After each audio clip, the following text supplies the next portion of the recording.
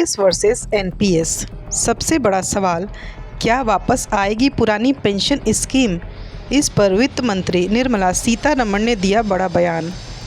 जानिए उन्होंने क्या साफ किया है और इसका सरकारी कर्मचारियों पर क्या पड़ेगा असर। पूरे वीडियो में आपको डिटेल में बताया जा रहा है, इसलिए वीडियो में लास्ट तक ज़रूर बने रहें। और वीडियो में आगे बढ़ने से पहले प्लीज़ वीडियो को लाइक, शेयर एंड सब्सक्राइब ज़रूर कर दें।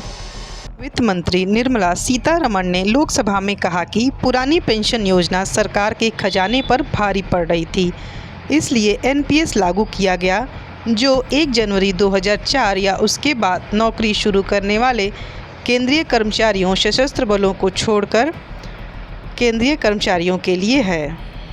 एनपीएस में सुधार के लिए एक कमेटी बनाई गई थी, जिसके सुझावों के आधार पर यूनिफाइड पेंशन स्कीम शुरू की गई है। यह एनपीएस का एक विकल्प है, जिसका मकसद रिटायरमेंट के बाद कर्मचारियों को तयशुदा पेंशन देना और योजना को वित्तीय रूप से टिकाऊ रखना है। यूपीएस में परिवार की परिभाषा को इस तरह डिजाइन किया गया है कि कर्मचारियों को गारंटेड पेंशन मिले और फंड की स्थिरता भी बनी रहे।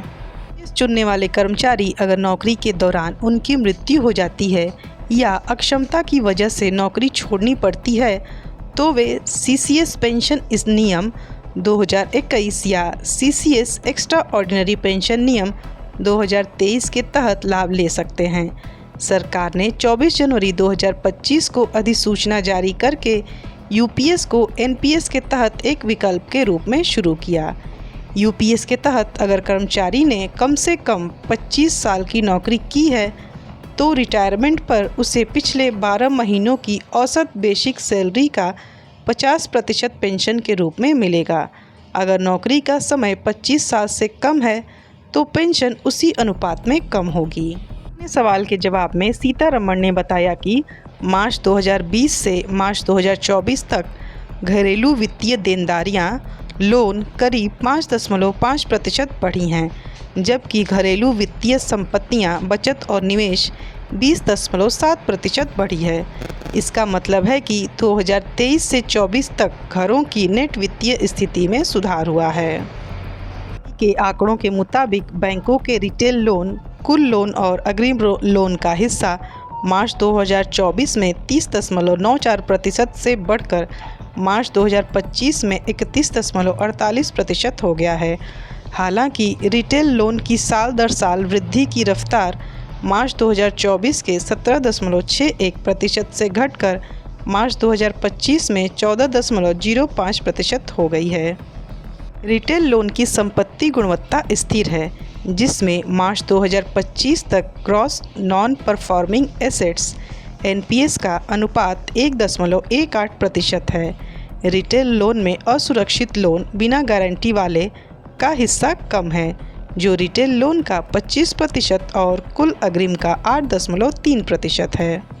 नेशनल स्टैटिस्टिक्स ऑफिस के ताज़ा आंकड़ों के अनुसार घरेलू वित्तीय बचत 2022-23 में 13.3 लाख करोड़ रुपए से बढ़कर 2023-24 में 15.5 लाख करोड़ रुपए हो गए हैं। इसलिए बैंकों की संपत्ति गुणवत्ता को लेकर कोई बड़ी चिंता नहीं है। मेरे चैनल पे आप सभी का हार्दिक स्वागत और अभिनंदन है। UPS deadline extended. सरकार ने एनपीएस से यूपीएस में शिफ्ट होने की डेडलाइन 60 दिन और बढ़ा दी है। अब निवेशक इस नई तारीख तक अपने पैसे को एनपीएस से यूपीएस में आसानी से ट्रांसफ़र कर सकेंगे। कौन लोग इसका फ़ायदा उठा सकते हैं, नई अंतिम तारीख क्या है और इसका आपके निवेश पर क्या असर होगा, जानिए पूरी जानकारी इस वीडियो के माध्यम से। तो वीडियो में आगे बढ़ने से पहले आप प्लीज़ वीडियो को लाइक, शेयर एंड सब्सक्राइब ज़रूर कर लें। केंद्र सरकार ने यूनिफाइड पेंशन स्कीम यूपीएस के लिए ऑप्शन चुनने की तारीख बढ़ा दी है।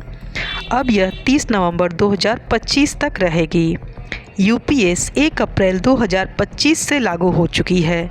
पहले ऑप्शन चुनने की आखिरी तारीख 30 जून 2025 थी, लेकिन स्टेक होल्डर्स की मांग पर इसे 30 सितंबर 2025 तक बढ़ाया गया था।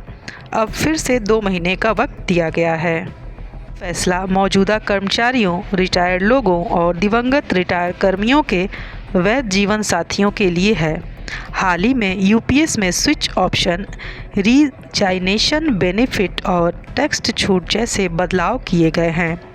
स्टेक होल्डर्स ने इन बदलावों के लिए और समय मांगा था, इसलिए यह कदम उठाया गया।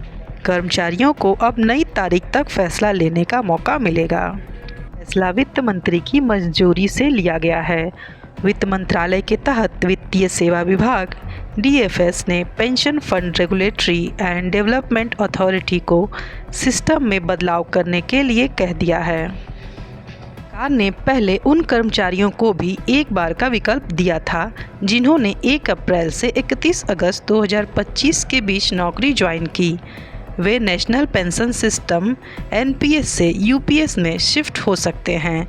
यूपीएस को इसी साल 24 जनवरी 2025 को अधिसूचित किया गया था। कितने जुड़े? लोकसभा में वित्त मंत्रालय ने 28 जुलाई 2025 को बताया था कि 20 जुलाई तक 31,555 कर्मचारियों ने इस स्कीम को चुना है।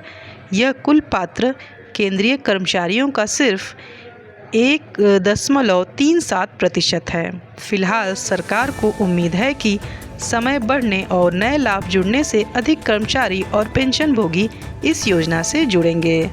वीडियो में दी गई जानकारी आपको कैसी लगी हमें कमेंट बॉक्स में ज़रूर बताएं। अगर वीडियो पसंद आए तो प्लीज़ वीडियो को लाइक ज़रूर करें और इसे ज़्यादा से ज़्यादा लोगों तक शेयर करें ताकि वो भी इस जानकारी से अवगत हो सकें। अगर आप मेरे चैनल पर पहली बार आए हैं तो प्लीज़ चैनल को सब्सक्राइब ज़रूर कर लें। Thank you. Best of luck.